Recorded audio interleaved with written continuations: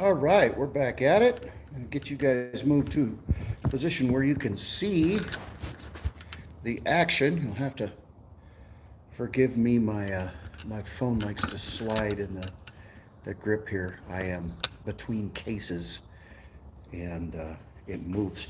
Let's lower you down a little bit because we are going to be hollowing. So the action's going to be down here.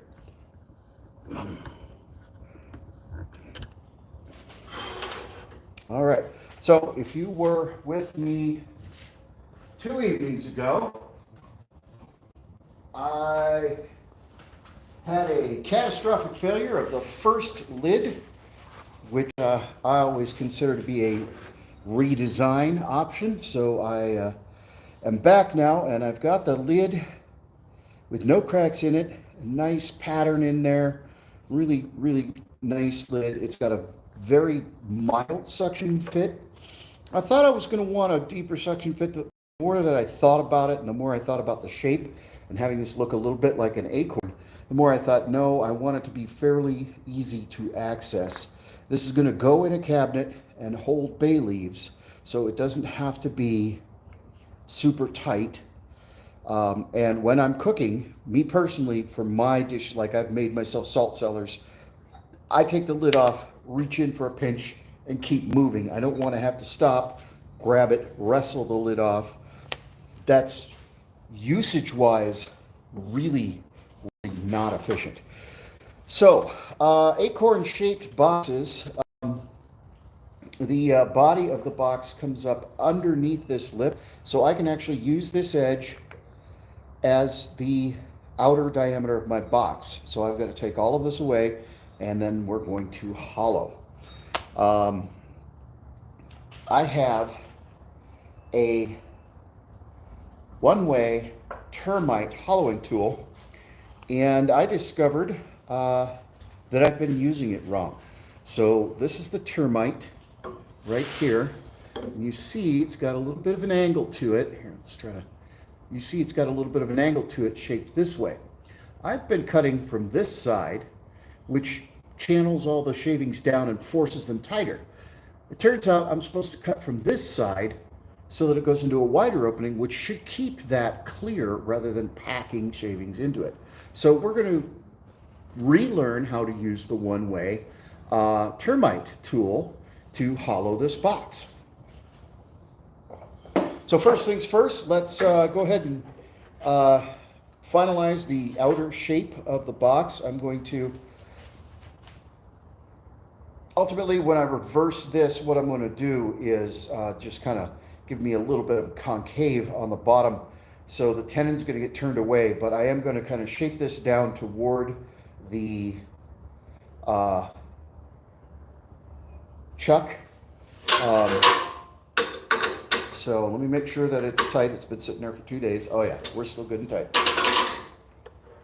I'm gonna take my 3/8 inch spindle gouge, put my face shield on to keep the shavings out of my beard.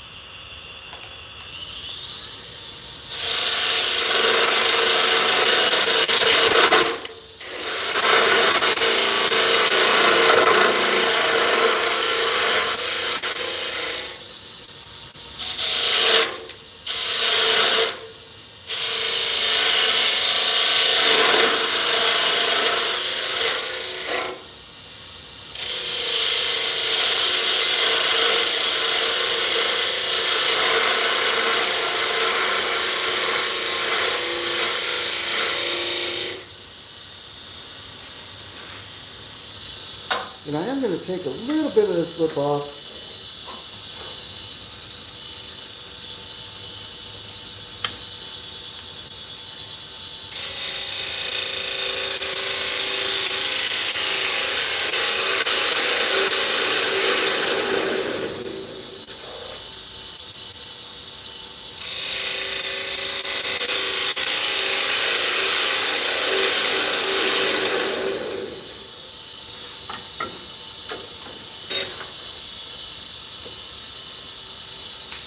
bit more work here.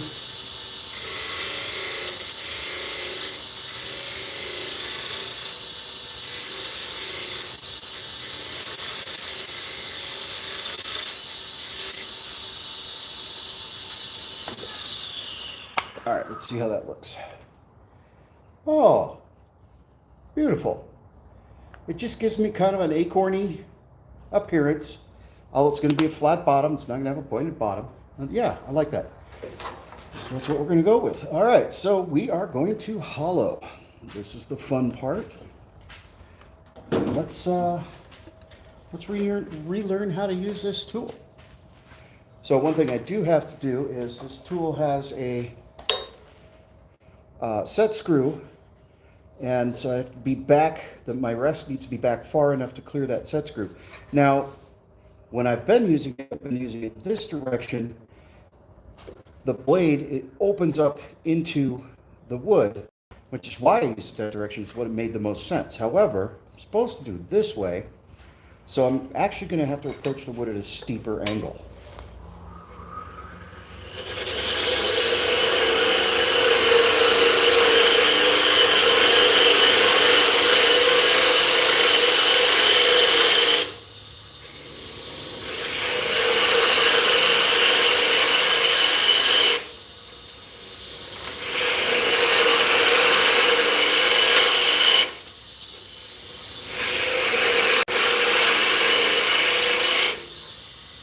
Wow, big difference.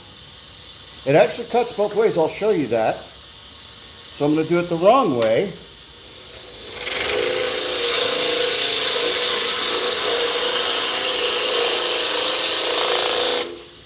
And it packs it full. If I turn it around, look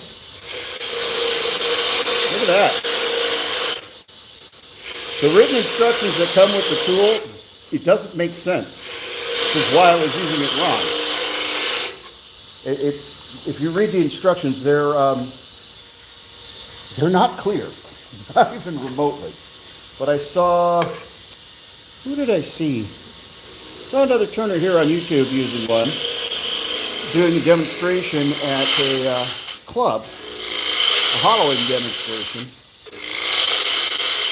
And when I saw him using it, everything clicked and it made sense, and I understood why I was having so many challenges with this tool.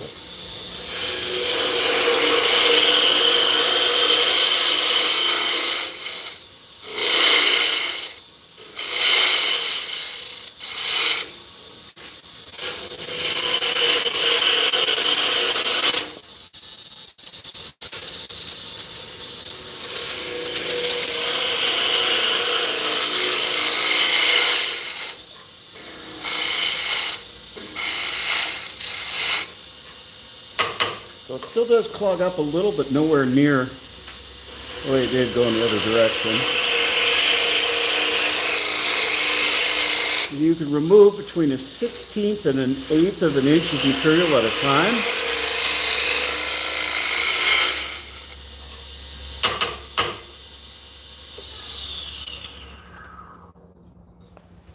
Now I'm getting a pretty decent cut here. My dogs are being strange. Hey, what are you doing? There's nothing in here but wood. There's nothing for you to eat. My dogs are being funny.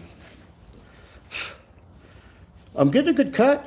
Like I said, I'm kind of relearning how to use this. So, see, here's where we come into a problem. In order to get it to bite, I've got to swing over.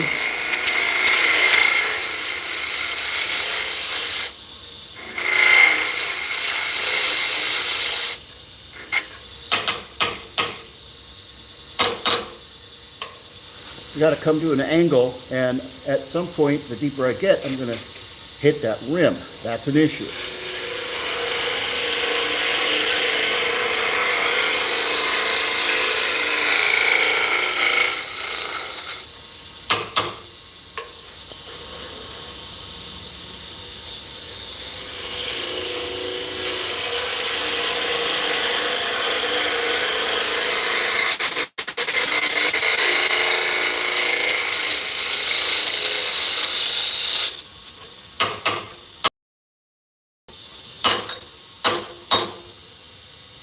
Let's take a look in there.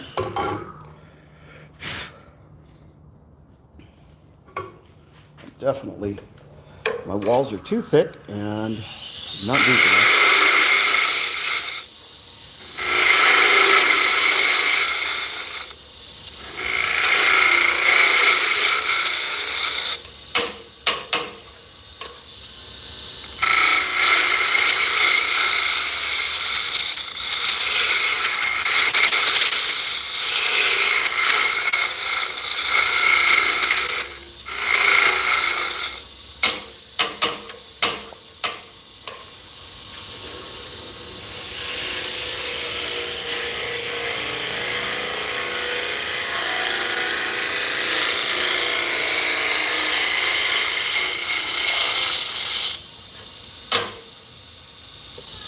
Take a look again.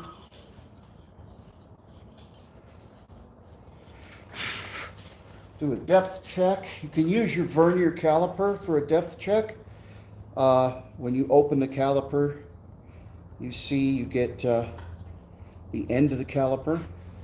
So you can actually use that, line this edge up with the rim of the piece by squeezing the jaws closed.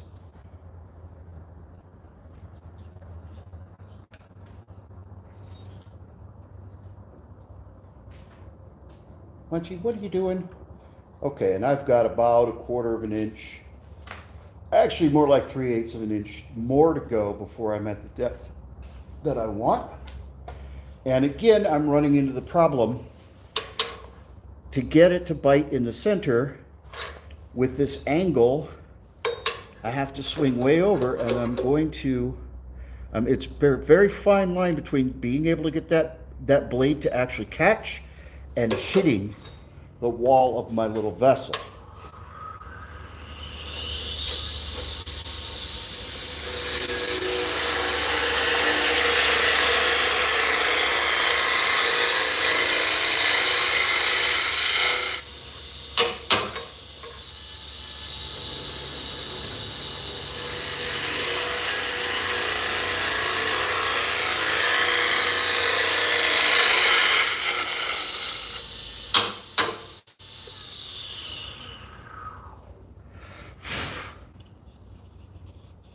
I do have a nice clean cut. I have a little bit of a peak in the base, but I have a scraper I can deal with that with. So another way to measure your depth is just stick your tool in there, hold your thumb, and I've got probably 3 more passes to get to the depth I want. This is extremely dry cherry, and I mean very dry.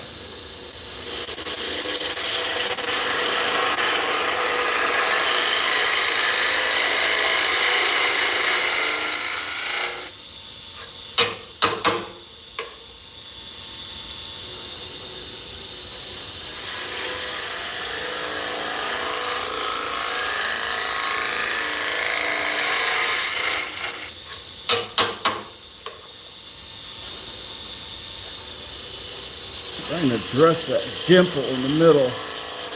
Kind of natural given the way this tool cuts to have that.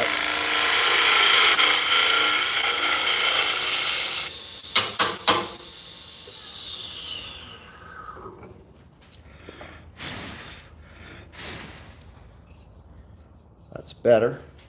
Still a little wide, thick. The walls are a little thick at the base, but we'll address that with the scraper. And I'm about, after doing some scraping, I will be at the depth I want to be at. So to scrape, I have this negative rake scraper that I put a square end on so that I can scrape both the walls and the bottom. And I'm going to put a fresh burr on this on the sharpener. Give me a second. Apologize for stepping away, but the sharpening tool is over here.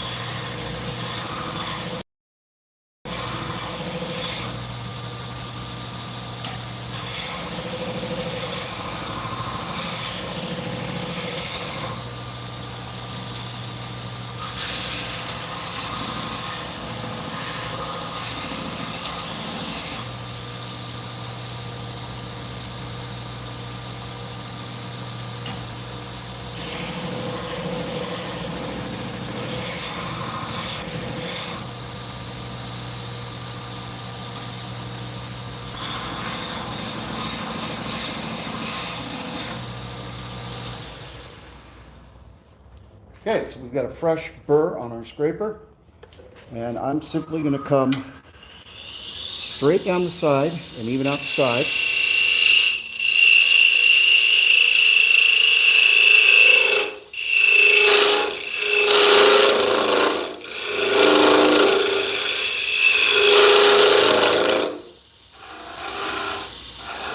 Go below that little knob, bring the scraper up, bring it out into the corner.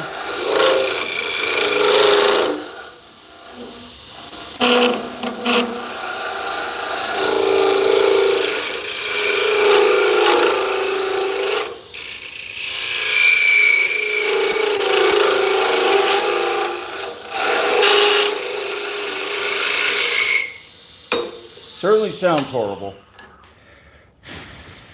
Yeah, you get sawdust all over you, aren't you, puppy?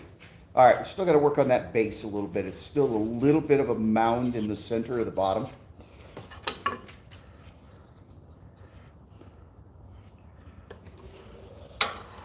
So again, we're going to bring the flat edge in, come up from below it, and just lower the handle, raise the tip.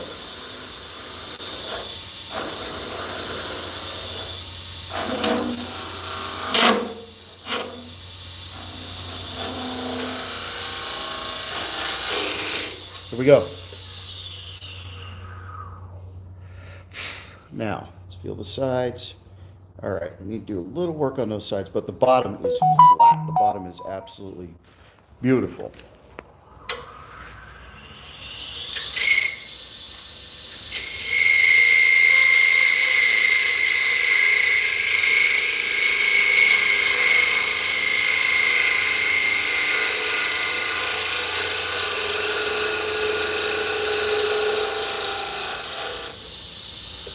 Let's feel how that is.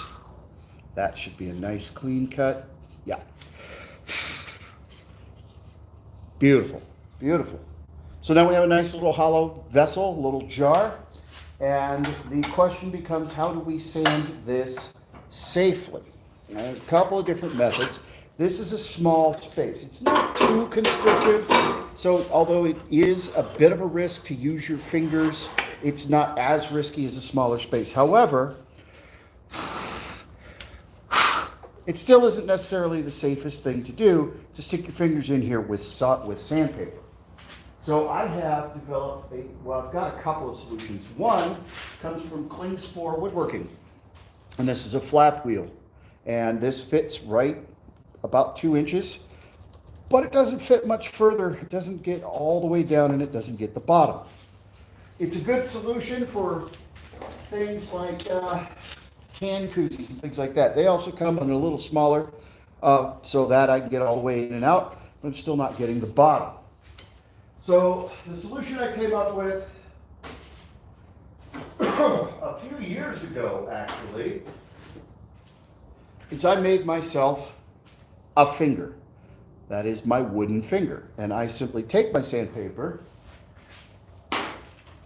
We will start with 220 grit. We have a pretty good finish off the tool here. I take my sandpaper. I simply wrap it around my finger,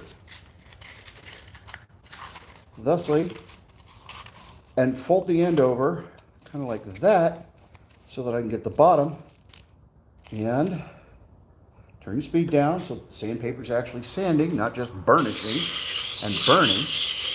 And here, you can see, although I did get my finger in there a little, it's not the same as if I was digging my hands in there. But I can thoroughly cover that surface.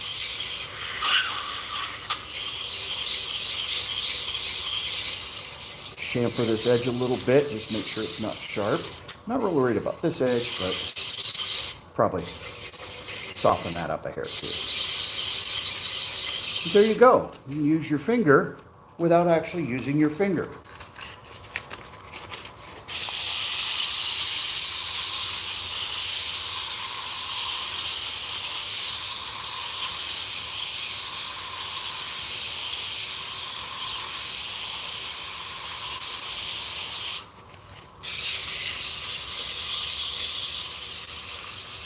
This already feels really nice and smooth.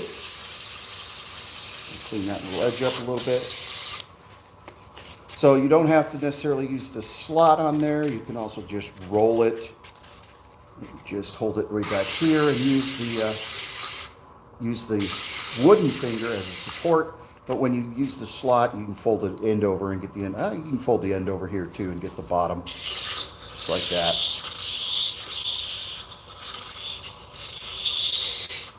I like to sand in both directions. Find it gives me a finer finish.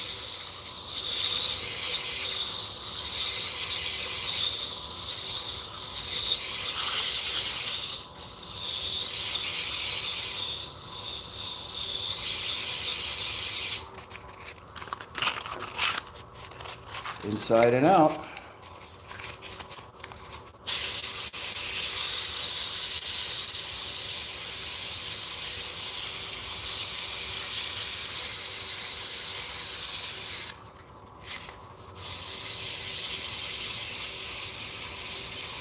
I think what I'm going to do, because I have a little bit of a inconsistency right here, I think I'm actually going to make it a decoration. So let me double check. My lid fits over. So what I'm going to do is I'm going to give myself a little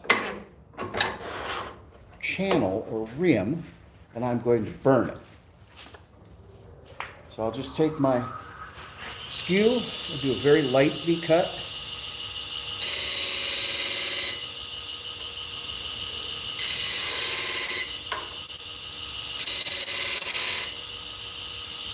And then I am going to look around the floor that I cleaned right before I began this project, so I don't have any wood chips laying around. But, aha!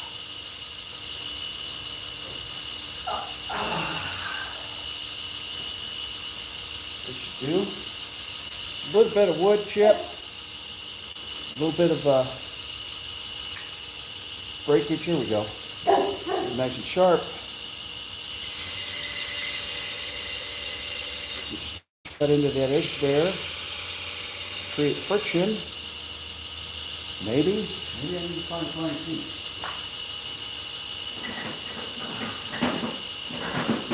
See, this is a good argument for not cleaning your shop.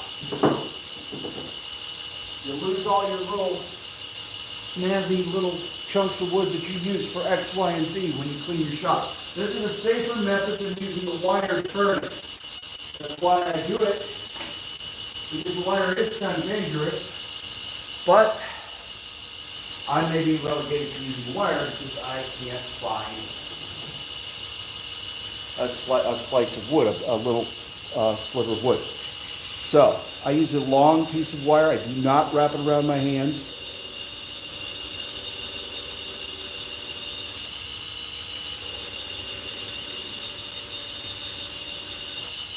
It's a lot safer to do that with a wood chip. I just don't have any fresh chips on the floor because, yeah, I cleaned my shop.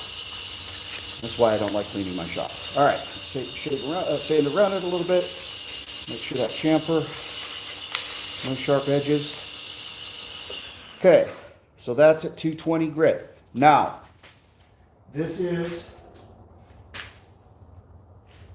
a 4-use piece.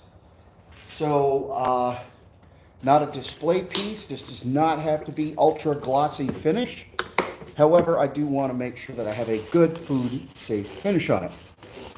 So I sanded it at 220. I'm going to clean it. I am cleaning it with rubbing alcohol, 97%, I think. 91% rubbing alcohol. Why am I using rubbing alcohol? Well, denatured alcohol is poisonous. This is poisonous too, but this doesn't have the same chemicals that denatured alcohol does. This is just isopropyl alcohol and water, not chemicals to make it denatured. But that raises the grain, and then I'm going to sand that back at 320, because I started at 220. So what I just did was raise the grain, which I'll then sand back so that it's not going to swell. I'm knocking off the grain that swells. And then I'm also taking out the 220 grit sanding leavings and then I'm not going to put 220 grit scratches in it while I'm sanding it at 320.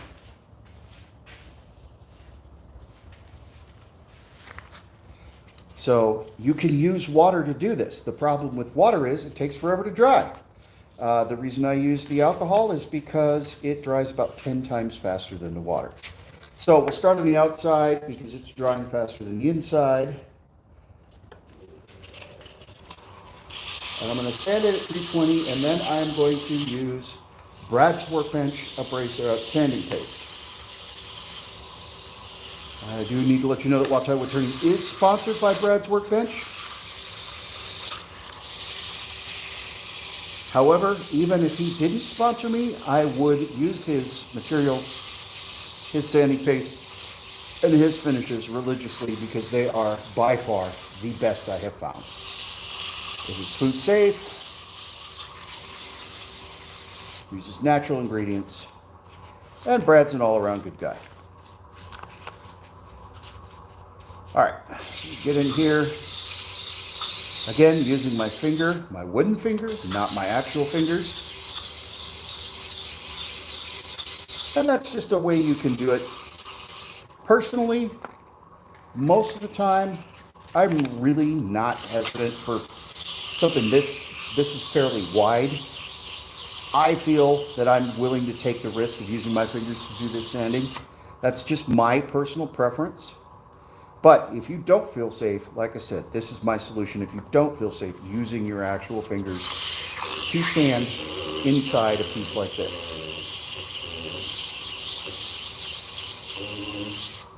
So I share that by way of demonstration for those of you who do find that this is too egregious of a risk.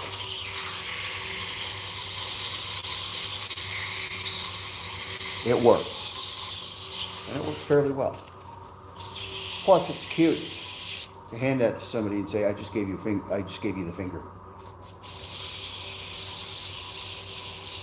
All right, so that was 320 grit. Now remember, I said I like to clean the prior grit off before I step up to the next grit. Well, I'm about to contradict myself because I'm about to go straight to the sanding paste, and the reason I am not going to clean the grit is because Brad's Workbench uses a friable abrasive.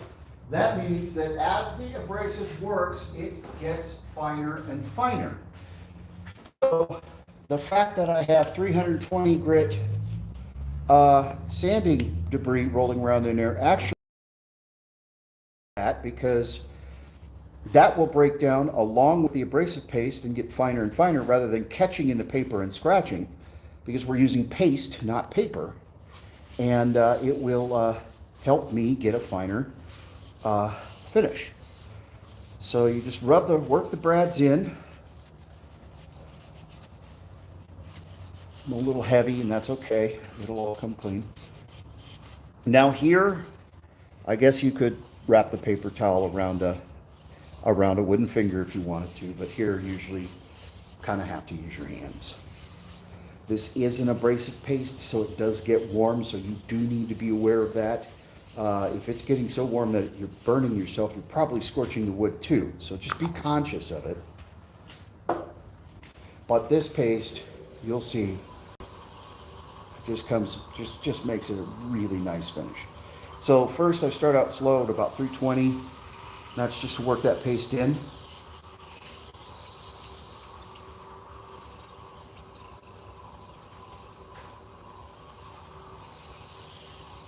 Okay, then find a clean spot in a paper towel. Kick the speed up a little bit and do it again. You can see, I think you can see that my paper towel is coming away a little bit dingy. That means that abrasive paste is removing material. So you're going to repeat this, increasing the speed each time a little bit. Go to a clean spot on paper towel, kick it up another 100 RPM, 150 RPM.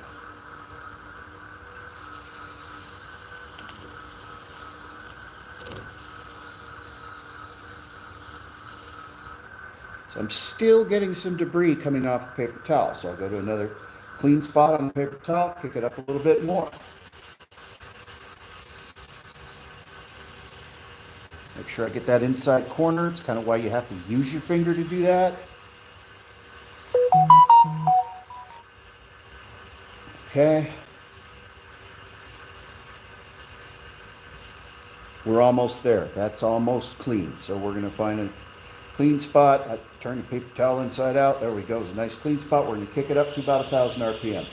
Generally, by the time you're at 1,000 RPM, you're done. This is your finishing passes.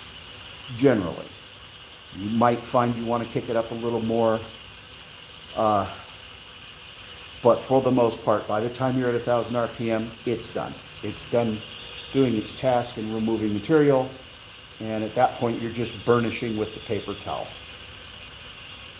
And there's nothing wrong with that, but you don't have to keep going. See, that's nice and clean. I'm not removing any more material. Okay, so there is our little cup. The interior of our little acorn. The lid fits perfectly over, and you can't see it from there, but the burn that I put in the rim here, just barely underneath the lid, so it gives us a little bit of depth. So now we've got to take care of the bottom of this piece. There's several ways I can mount this and hold it to remove the tenon. I think this piece is of the right dimension that I can simply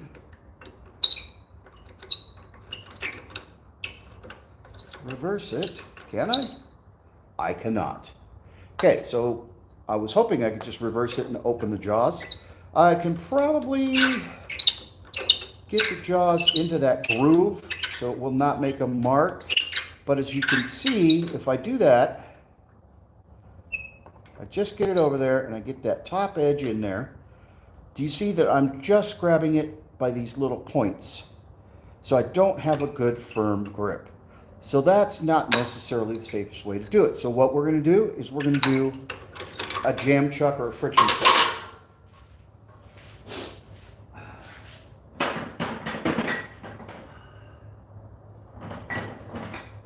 There we go. Ooh. So I keep a bucket of jam chucks and friction chucks, waste blocks. Oops, that one's no good. There we go. This one ought to do the job. Okay.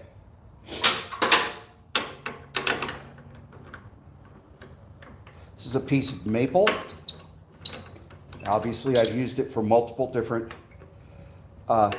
reasons. Now, it is way too small. That's okay. What I am going to do is flatten this off. I'm just going to remove this little nozzle right here. I can't remember what I jammed on that, but I jammed something on it. I'm going to take that off, and then we are going to pad this with shelf liner and bring the tailstock up in order to hold it to remove the tenon. So,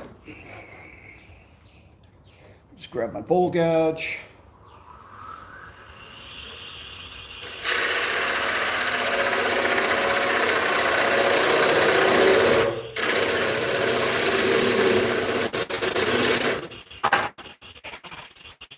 Temperatures are getting cold. I've got to readjust everything.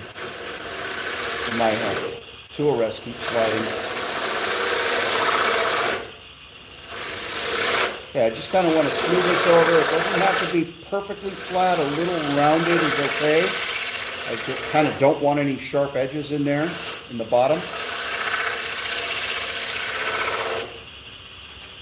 We'll just get that.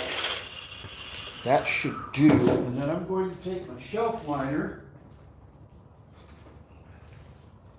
Get this at Dollar General. And we're going to see one. I think we're going to double it. Just so that we get good friction. And then when I bring up the tailstock is actually going to force this to exact center and hold it where it needs to be.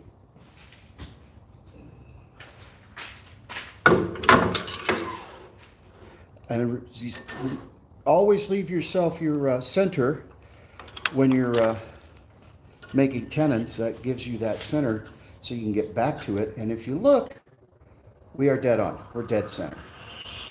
Exactly where we need to be, and nothing's happening to the finish inside of this little vessel. All right. Real easy, nice and gentle. That little lip.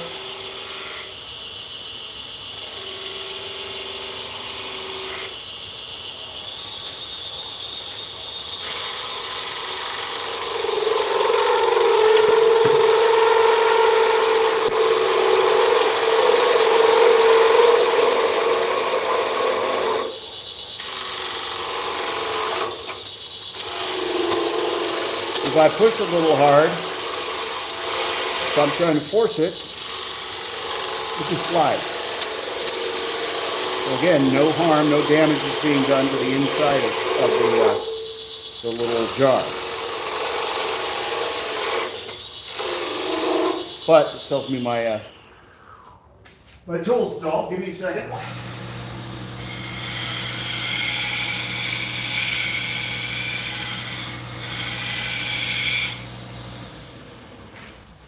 There we go. Just freshen the edge up on my little spindle gouge. Wrap this corner a little. There we go.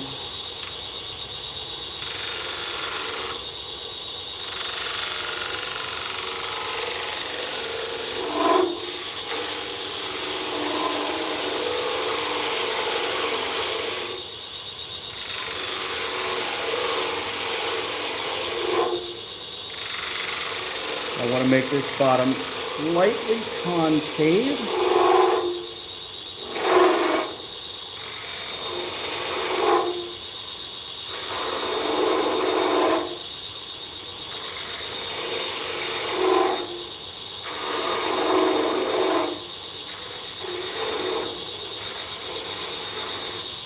Now I'm going to slow my lathe down, about 600 RPM. And I'm going to very gently start working that little nubbin away. Learned this from Phil Anderson over at Shady Acres Workshop. And also the Papa 1947 does this. It's a great technique.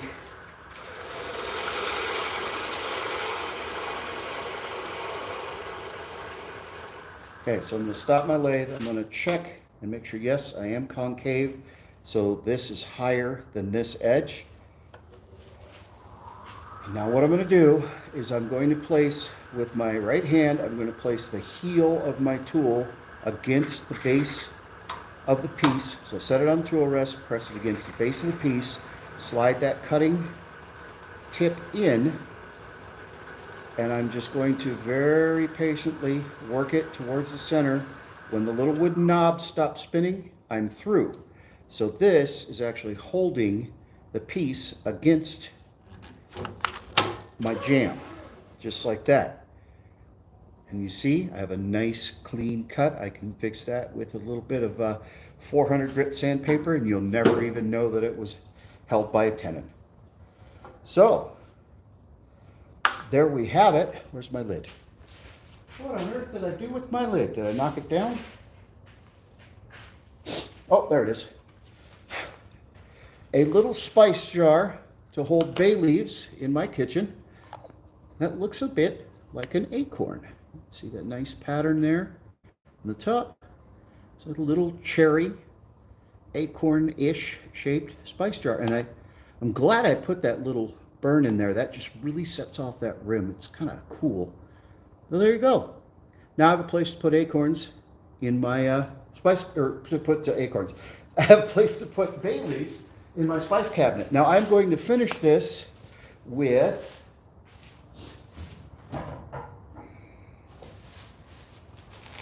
Brad's Workbench Tongue Honey. This is a combination of pure tongue oil, carnauba wax, and beeswax. It's a bit thinner, more oil to waxes than the tongue wax that he also makes and sells. This is an extremely good finish. I really, really, really like this finish. It polymerizes, which makes a kind of a plastic like uh, hard finish in the grains of the wood. And so it gives you a water resistant finish. I will never call it waterproof. I won't call any, unless it's covered in resin, I won't call any piece of woodworking waterproof, but it polymerizes and gives you a water resistant finish. You can just wipe clean with a rag, and it is the perfect finish off the lathe with patterns, with, you know, where you've got things to deal with like little grooves because of the design and the decoration. This works fantastic, works off the lathe. You put it on, you let it dry for about half an hour or so that that tung oil can start to penetrate into the wood. Then you just wipe away the excess and it looks really nice. It smells great. I love the smell of pure tung oil. And in about 8 to 10 days, that oil is fully polymerized and you can dunk it in water if you want to. It is protected. It's a really great finish. So thanks for joining me for the finish of this. I'll get this published. Part 1 is up and available and you can see it. For those of you who are my subscribers, yes, I've been kind of slacking the last 2 weeks, and I apologize. Had some life events going on that are very challenging, and I don't know that necessarily we need to get into that on my YouTube channel, but I'm here. I spend time on my lathe for mental health purposes. It's helping me deal with some of these life challenges. So I'm going to do my best to make sure I have cameras rolling and can give you some more content, make some more pretty pieces while I work through the challenges that me and my family are facing. Thank you very much.